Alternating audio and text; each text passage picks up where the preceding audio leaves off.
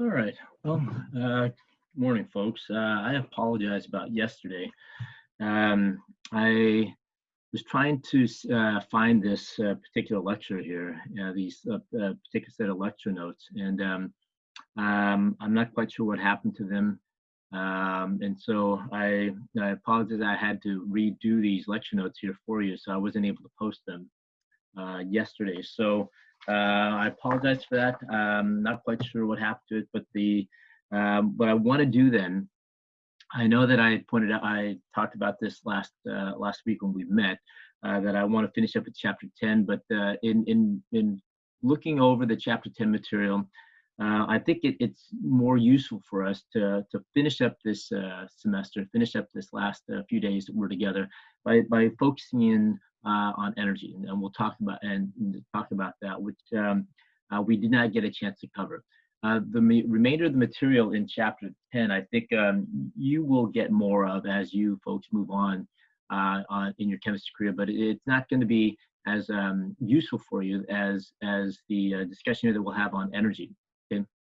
So discussion about the properties of liquids, adhesion, cohesive properties, the discussion on the structure of solids, and so forth in the remainder of chapter 10.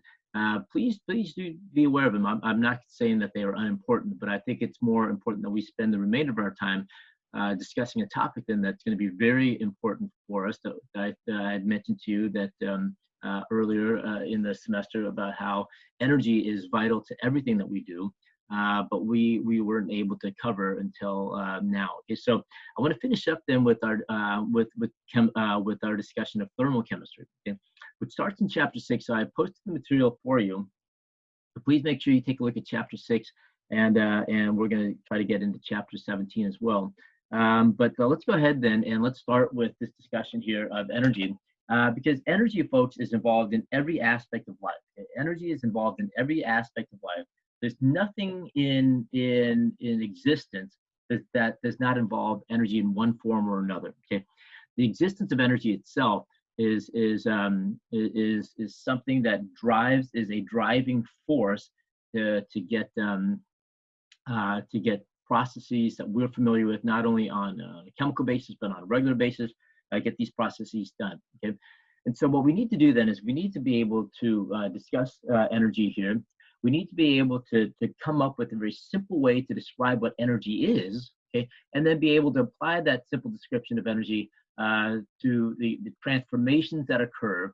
And it's those transformations that lead to the different processes that we associate with, and not only in terms of chemistry, but in physics and biology as well. Okay.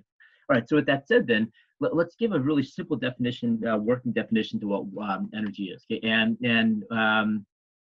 We're going to define energy simply as then work, this capacity to do work, or the capacity to generate or produce heat. Okay?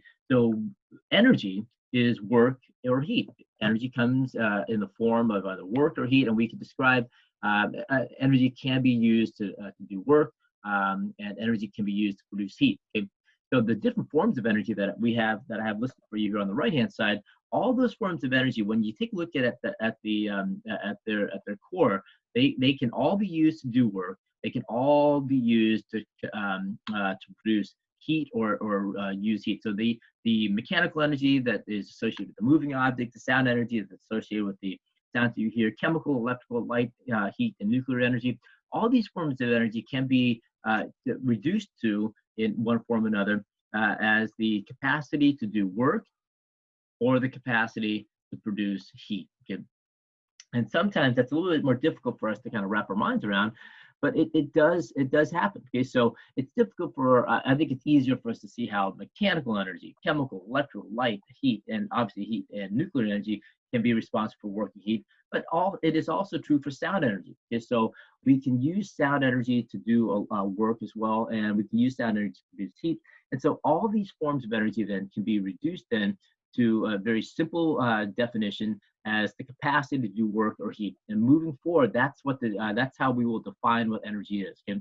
Now, the other thing we want to make sure we understand then is that when we talk about energy in the context of how what's happening in the universe, okay, energy is always conserved.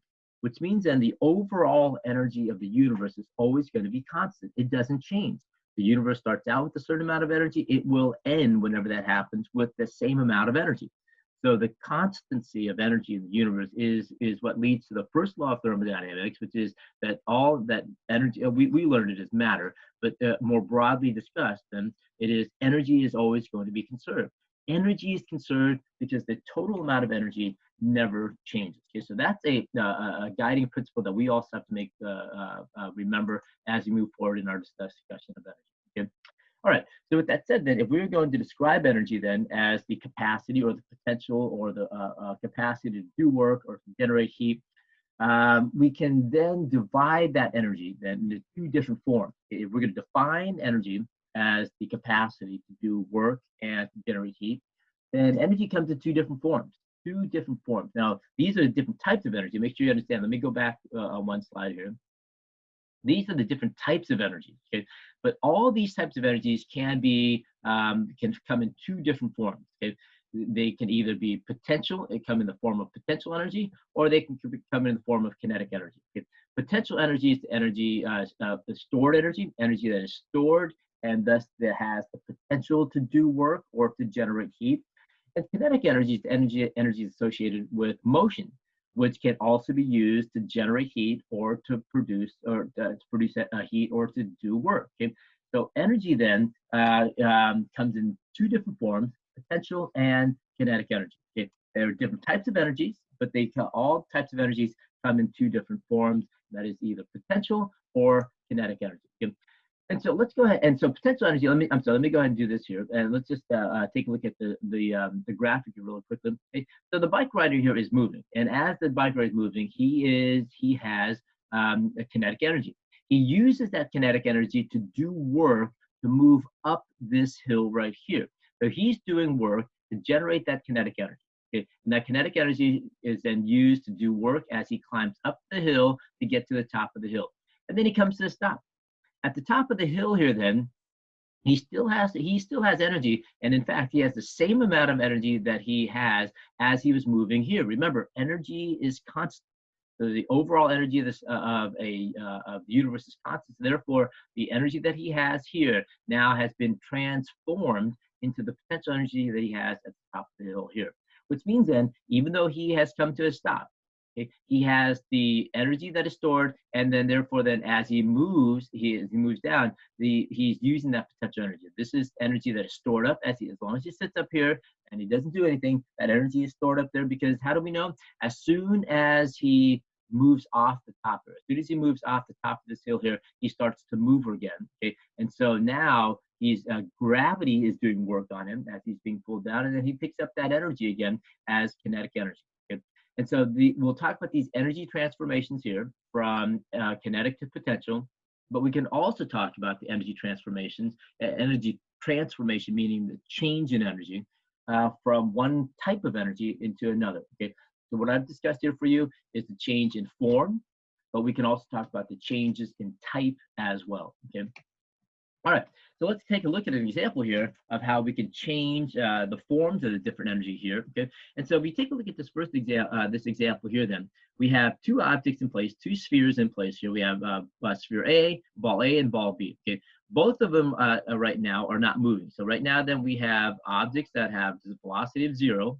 Okay, they are not moving. So the velocity for ball A, the velocity for ball B are both 0, which means then they have a kinetic energy of 0 joules. Each one of these then have no kinetic energy because they're not moving. Okay. All right. So what we're doing here is we are holding this ball in place. This object is being held in place. Okay. And that means then we are doing work. Okay. We are doing work. Work is a form of work energy. We're applying work energy here to hold this ball in place. This ball is not moving because we are applying this work onto this ball here. Okay. All right. So this ball now has potential energy because so this ball then, because it doesn't have any kinetic energy, it does have potential energy. Okay. Ball A has potential energy that corresponds directly to its position here above the surface of the earth, above the ground here. Okay. So its potential energy, okay, corresponds to this position that it holds. And you find out in physics, and those of you who have already taken physics, that potential energy is defined in terms of the position of an object. Okay? The object's position relative to some point, some zero reference point. Okay? That comes later. That we won't get a chance to deal with here in our class here. But make sure you keep this in mind, that the object, the ball A here, has potential energy based upon its position above the ground here. Okay. All right. So that's what we have right there. Okay. So what will happen then is in the next slide we're going to see then that the ball comes down, it collides with ball B, and it transfers its potential energy. Okay, and it transfers its energy. It starts to move. It changes its kinetic energy. That kinetic energy now is transferred to ball B, which now allows ball B to move. So the energy from ball A transfers to ball B to move it to a different position. Now they both come to a stop. They both come to a rest. They both now have, again, no kinetic energy. Sorry, no kinetic energy. Okay. They both now have, they're not moving, so they have no kinetic energy. But now ball A has no potential energy either. Okay, it's come to rest. It's down at the bottom here, but now it's transferred that energy over to ball B, because ball B now has potential energy because of its position. So the energy that we start out here in terms of the work that was used to push the ball A in, okay, and also the position of ball A as it moves down, so that all that energy is transferred to ball B. So therefore, even though we see then that each one of these objects individually have changed their energy, the overall energy of this system, okay, which is comprised of ball A and ball B and the ground here, okay, and the surface of the earth, the overall energy of the system does not change. And that's the essence of the law of conservation of energy. And that is, the overall energy of the universe doesn't change, but the overall energy of the system does not change either. Okay, so if we keep that in mind, our discussion in just a moment of energy and systems will make more sense. Okay? All right, so with that said, then, to recap what we just talked about, then, heat energy then is heat and work energy are two different ways. Heat and work then are two different ways that we can transfer that energy. Energy can be transferred via heat. Energy can be transferred via work. Okay? And so heat energy then involves friction, for example. Okay, but the key idea then is that if heat energy is transferred, then there's going to be a difference in temperature between the two parts of the system. Okay, the work energy, a little bit more difficult to measure. Okay, we can measure the temperature differences pretty easy, put in a thermometer. Work energies can be a little bit different, and that's a little bit more difficult to gauge, but we can also calculate for that as well. Okay, but what we want to make sure we keep this in mind then as we move forward, the method of energy transfer doesn't really matter. The method of energy transfer doesn't matter. It's the overall energy change that occurs. The reason for this then is that energy is what we refer to as a state function. There are other types of state functions that we learn about in physics, that you'll learn about in physics as well. But the idea behind what a state function is, and energy is a state function, is that the state functions then, the overall, the pathway by which the change occurs doesn't really matter. Okay? It's just what we start out with and what we end up with that really does matter.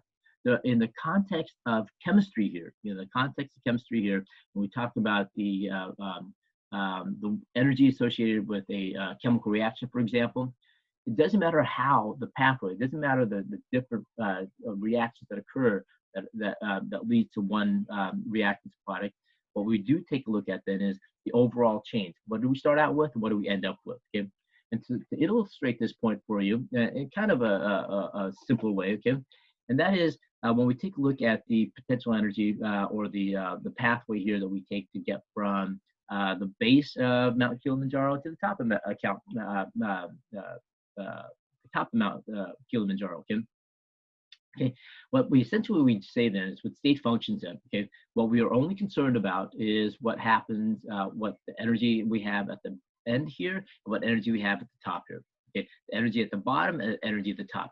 The energy at the bottom and the energy and the change in energy to get from the bottom to the top, the change in energy, and this will be potential energy here, is going to be independent of the pathway, because you start out at a certain position down here, you end up at a certain position up here, regardless of whether you take the straight path or you take the curvy path here, you end up at the same positions.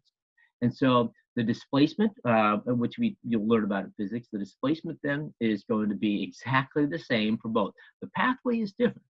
So the overall distance is different, okay? But the displacement, which is what we refer to as a change of position, is going to be the same. Same thing holds true then for energy, specifically potential energy here.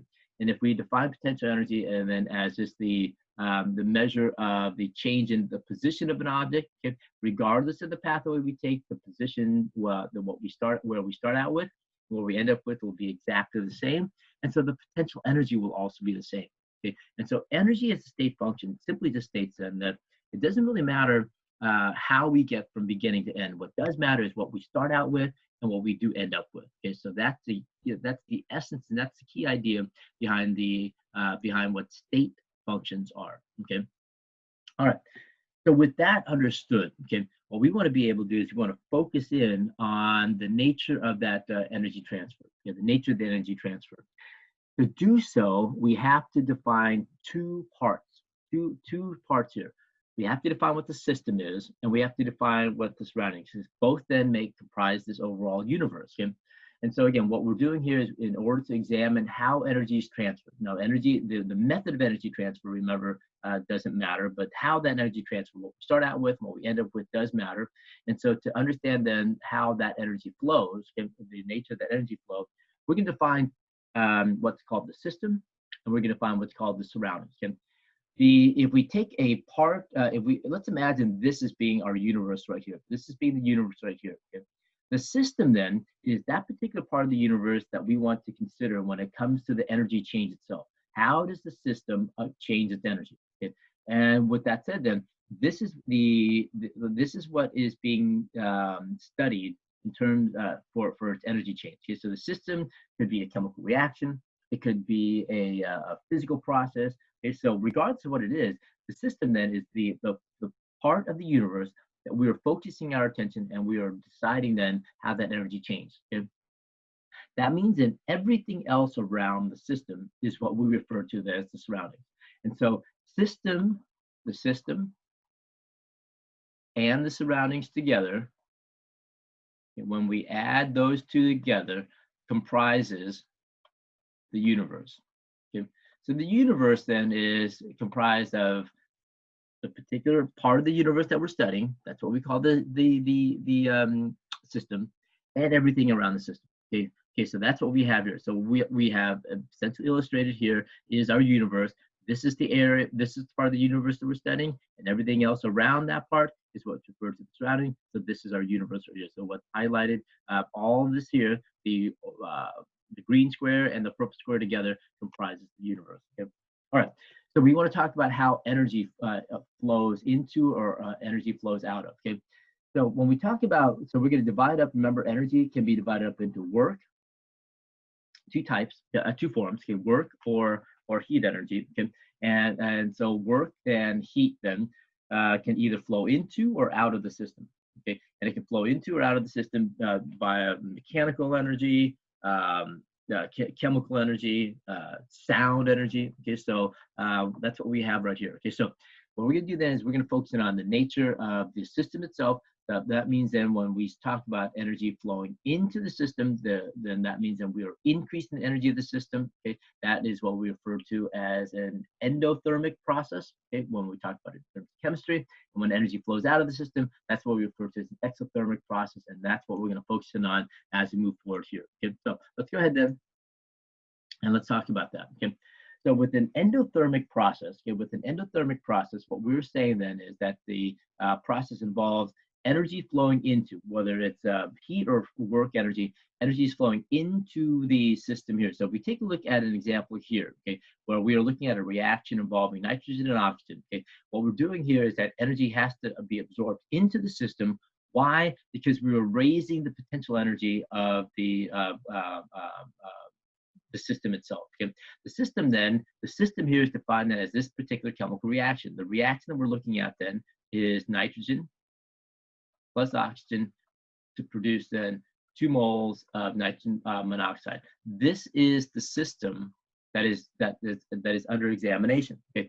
And so what we're seeing here then is that we are moving from a position here of low energy to a position of higher energy. That means then we are changing the position. Remember I told you the potential energy is defined then as a change in the position of an object. Here it's not a literal position. We're not talking about close to the surface of the earth or further away from the surface of the earth. We're not talking about the compression or the stretching of a spring, which refers to the potential energy from the spring.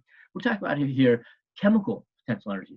And that chemical potential energy is stored up in the bonds itself. So what we're saying here then is that we are increasing the potential energy of these of the system itself. Think of the bike rider. Okay, so essentially what we're doing here is the bike rider starts out at a low position. It had the reactants here start out at a position of low potential energy, closer to the ground, and so now it has to climb up to this peak right here. And in order to do so, these reactants have to do work. They have to get the energy to do work to climb up to here. Where do they get that energy from? They get it from the outside. And so that's when we talk about endothermic reactions, we're talking about heat flowing or energy flowing into the system that we can raise the potential energy of these reactants to a higher energy. So in this instance here, then, we are increasing. We have to make we are forcing these atoms to come together when they really don't want to. Remember, we talked about back in chapter 8 that what these atoms want to do is they want to go to positions of lower energy. Okay? They want to decrease the potential energy. However, if they occur spontaneously, okay? They want to do that spontaneously. They want to do this instead. However, we can force the reverse reaction to occur. That is, we can force them into a more unstable position by putting in energy. Okay? We do work in order to get to the higher potential energy. That means into a more unstable state. Just think about how water flows. Okay? We know then that water flows downhill, and water will flow downhill all by itself because water wants to end up in a position of lower potential energy. But we can pump the water uphill.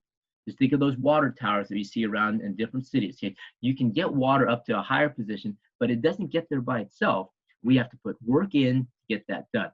And so once we get that done, that water that it's up in that water tower has potential now to do work because it wants to come back down. That's essentially what we're doing here. We are putting in energy to get these molecules here, which are already stable. They want to be down here, but we get them to a more unstable position, unstable state here by putting in energy. That means then when this sits here, this nitrogen monoxide, it wants to break down again. It wants to break down and reverse itself and go in this direction. And that's going to be the focus of what we'll talk about in chapter 17 when we talk about spontaneity, if we can get to that point. But right now, this is a non-spontaneous process. It doesn't happen by itself in the same way that water flowing uphill does not happen by itself. That is also non-spontaneous, but we can get that to happen by putting in energy, making it then endothermic in nature. Okay? So with endothermic reactions and with endothermic processes, we're putting energy into the system to force a non-spontaneous process to happen. Okay? All right, very good. So let me go a little bit more, folks. Let me take about 5 more minutes of your time. Okay? Let me talk about the reverse process, which is the exothermic process. Okay? All right. So an exothermic process here. So this time the system that we're looking at is the combustion of methane. Okay, CH4 plus O2 to form then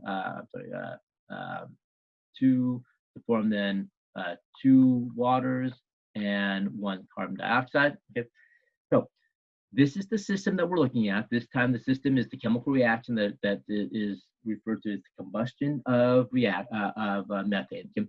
And if you notice here, the reactants start out at a higher level. So here, think about that bike rider at the top of the hill. Okay, it wants to go downhill. The bike rider, if he just pedals a little bit, he will spontaneously. He doesn't have to pedal. He doesn't have to do any work. He will move downhill all by himself. Same thing with water. Just think of water. Here's the water that is uphill. Okay, up in the water tower. All we have to do is open up the valve, let the water flow, and it will flow all by itself downhill. Okay? That is a spontaneous process. Okay? And because it does so, what we'll see then, it's going to release energy. It will release energy, and as a result, then that release in energy then is what we refer to as an exothermic process. Okay? So many spontaneous processes will be exothermic in nature. And that's why we can take advantage of this release of energy and get some work done. Okay? Either this release of energy will be in the form of heat, or we can tap into that energy and get some work done. As water flows downhill, we can get work out of that. We can get it to spin a water wheel, for example, and convert that the mechanical motion of that water wheel into electrical energy, spinning a turbine. Okay? And so same thing can hold true here. We release the energy. Now, obviously, with the combustion of methane, it doesn't happen quite spontaneously. We got to give it a spark and then get it to go. But once that spark is given, it generates this heat here. It's an exothermic process.